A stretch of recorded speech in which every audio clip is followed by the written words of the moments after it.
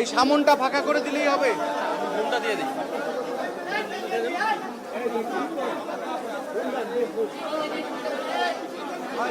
রাজতন্ত্র দেশে যদি প্রতিবাদ করি, 1 থেকে 4-এর ঊর্ধ্বে যদি কেউ সমবেত করে, রাজতন্ত্র আইনে ফাঁসি হবে। আমরা ফাঁসিকে তোয়াক্কা করে আমরা দেশকে খুনিয়াসী পতন করার জন্য আমরা হাজারো জনতা, হাজারো যুবক, হাজারো ছাত্ররা আমরা প্রতিবাদ করেছি। তার প্রতিবাদে আজকে ইউএই কারাগারে 500 অধিক আজকে আমরা কারাবন্দী। তার ভিতরে আমি একজন 10 বছর সাজাপ্রাপ্ত, আমার ডানে যদি ছিলেন উনি 25 বছর সাজাপ্রাপ্ত। আজকে আমরা টোটাল 114 জন আমরা মুক্তি পেয়েছি। আমি ধন্যবাদ জানাই বাংলাদেশের কোটা আন্দোলনকারী সংস্কার যে নেতৃবৃন্দ, তাদের উদ্যোগের কারণে প্রফেসর ইউনূস স্যারের সহযোগিতায় ইউএই গভর্নমেন্টের সাথে সমঝোতার মাধ্যমে আমাদের মুক্তি হয়েছে। আমরা খবর পেয়েছি ইউএই জেলার পুলিশ সুপার আমাদেরকে বলেছে, তোমরা আবার জন্মে পেয়েছো, তোমাদের নতুন প্রফেসর ইউনূস সাহেব তোমাদের জন্য দিন রাত দরবার করে আমাদেরকে মুক্তি হয়েছে, না হলে কিন্তু আমরা মুক্তি পেতাম না। আজকে আমি ধন্যবাদ জানাই প্রফেসর ইউনূস সাহেবকে, উনি আবার জীবন দিয়েছে এবং 500 যুবকের রেডিমেড যুদ্ধের জীবন দিয়েছে। সংগ্রামী ভাইরা আমার, আজকে যারা সাংবাদিকরা আছে, আমাদের কাছে আমার প্রশ্ন, আমার ডাইনে উপদেষ্টা আছেন, বাবু উপদেষ্টা বাংলা সরকার আছেন, আমি একজন ব্যবসায়ী, আমি দীর্ঘ 25 বছর করে ব্যবসা করে আমার ইউএইতে 2 মিলিয়ন দিরহাম সমপরিমাণের ব্যবসা আছে। এই ব্যবসা আমি ক্ষতিগ্রস্ত হয়েছি। আজকে আমি আসতে রোজার বেশে আজকে আমি এসেছি, আমি জেলখানার মধ্যে আমি আমার জেলে জুতা নিয়ে আসছি। আজকে এই জামা আমি 2 মাস করেছি, আমি কোনো জামা পাই নাই, কাপড় পাই নাই। তারপরও আমি ইউএই গভর্নমেন্টকে ধন্যবাদ জানাই। আমি ধন্যবাদ জানাই ইউএই গভর্নমেন্টকে। আজকে যারা আমার ভাইয়েরা এখন আছেন, আপনারা জানেন যে 75 মানে 57 জন না, প্রথম তারা রায় দিয়েছে 57, তার 1 সপ্তাহ পরে আবার রায় দিয়েছে 57, টোটাল 114 জন। কিন্তু বাংলাদেশ গভর্নমেন্ট জানে 57, টোটাল 114 জন রায় হয়েছে। তার বিরুদ্ধে 12 জন যাবজ্জীবন 25 বছর, আর বাকিগুলা 10 বছর করে। আর যারা এখনো বাকি আছে, আমি আমার উপদেষ্টা নেতৃবৃন্দ বলবো, প্রফেসর স্যারকে বলবো, তাদেরকে অবসর মুক্তি করার জন্য তাদেরকে কিন্তু এখানে হাইডিং করে রাখছে।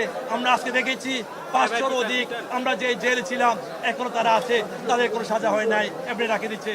আমি এই সরকারের প্রতি আহ্বান জানাবো, তাদের প্রতি যেন দ্রুত ব্যবস্থা নেওয়া হয়। আর আমাদের যে ক্ষতিগ্রস্ত হয়েছি, আমাদের ব্যাপারে যেন সুদৃষ্টি দেখে।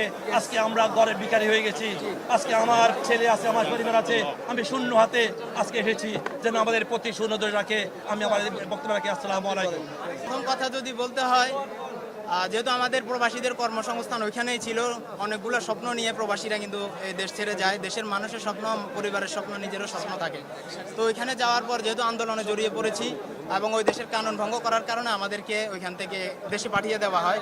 তো সবাই কেউ কম ক্ষতিগ্রস্ত হয়েছে, কেউ বেশি ক্ষতিগ্রস্ত হয়েছে, কারো বেশি গিয়েছে, কারো কম গিয়েছে। তো আমি সবার পক্ষ থেকে বলতে চাই, এখানে শুধু 57 জনকে কেউ আলাদা করবেন না, ঠিক আছে? আমাকে কে কি বলেছে আমি সেটা ভুলে যেতে চাই। আল্লাহ ওদেরকেও মাফ করে দেখ, আমাকেও মাফ করে দেখ। আমার সম্পর্কে অনেকে জানছে যে পরবর্তী লোকেরা আমার উপর বা আগের কিছু লোক আমার উপর আমাকে হুমকি দামকি দিয়েছিল। তো ওরা হুমকি দামকি দেওয়ার একটা কারণও আছে, যেহেতু তারা ক্ষতিগ্রস্ত হয়েছে, কিন্তু তারা কেউ ভিন্ন দলের কিনা আমি জানি না। তো আমি চাই এদেরকে আলাদা করা না হোক, শুরু থেকে শেষ পর্যন্ত সবগুলা মানুষকে, যারা যতটুকু ক্ষতিগ্রস্ত হয়েছে। যদি দেশের সরকারকে বলতে যাই, যতটুকু শুনেছি উনি নতুন আসছে, এর মধ্যে অনেক সমস্যার পর সমস্যা ফেস করতে হচ্ছে। তো ওনার জন্য এটা অনেক টাফ হচ্ছে আমি মনে করি।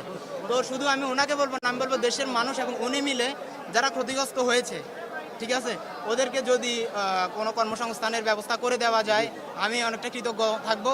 আর আমার কথা আমি বলতেছি না, কারণ আমি কোনো কিছুর আশায় আমি এই যুদ্ধে নামি নাই, কোনো কিছু আমি চাইও না। শুধু আমার জন্য দোয়া করবেন সবাই, ঠিক আছে?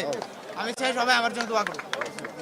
আমাদের সাথে কি হয়েছে সেটা আমার আল্লাহ মাহবুব দেখছে, আমরা দেখছি, আমরা 57 জন এটা ফেস করছি। তো আমরা ওই ব্যাপারে আপাতত কিছু বলতে চাই না।